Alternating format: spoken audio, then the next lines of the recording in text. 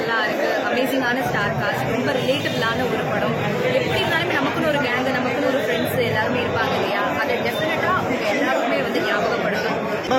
எதை பத்தி சொல்ல வருது படம்? நண்பன் ஒருவன் வந்த பிறகு கம்ப்ளீட்டாவே வந்து ஃப்ரெண்ட்ஷிப் பத்தின, லைஃப் பத்தின, நான் சொன்னேன் இல்லையா, இப்ப நம்ம கடந்து வந்த பாதை நிறைய இருக்கு.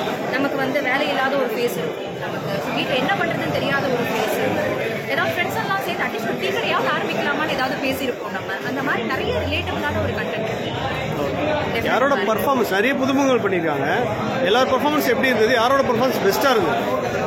ஆக்சுவலா பெரிய ஒரு அட்வான்டேஜ் என்ன அப்படின்னா, இதுல எல்லாருமே வந்து நடிகர்கள் மாதிரி இதுல தெரிய மாட்டாங்க, ஆக்டர்ஸ் மாதிரி. டெஃபினட்டா நீங்க வந்து உங்க பக்கத்து வீட்டுல எல்லாம் பாக்குறீங்க, அந்த மாதிரியான ஒரு கேரக்டரைசேஷன் எல்லாருக்குமே இருக்கும்.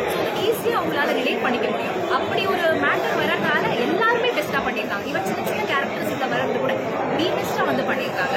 அதே மாதிரி ரைட்டர், பெர்ஃபார்மர், டிரெக்டர் அனந்த் வந்து பிரமாதமா பண்ணியிருக்காரு. ஏன்னா ஒரு டெபியூட்டன்ட் மூவி மாதிரியே இது வந்து கம்ப்ளீட்டாவே இல்லை. ஒரு புதுமுகம் பண்றாங்க அப்படிங்கும் போது சொல்லுவாங்க இல்லையா, அமெச்சுவரா இருக்கு, அந்த மாதிரி இல்லாம ரொம்ப ஸ்ட்ராங்கா பண்ணியிருக்காரு.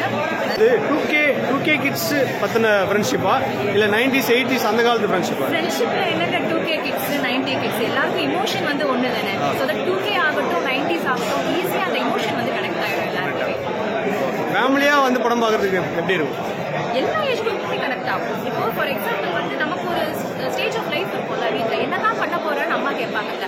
அம்மாவுக்கு ஒரு கஷ்டம் இருக்குல்ல, நம்ம எவ்வளோ சம்பாதிச்சு நம்ம என்ன பண்ணுவோம், அப்பாவே கஷ்டப்பட்டு இருக்காருங்கிற ஒரு கேஸ் எல்லாம் இருக்கு.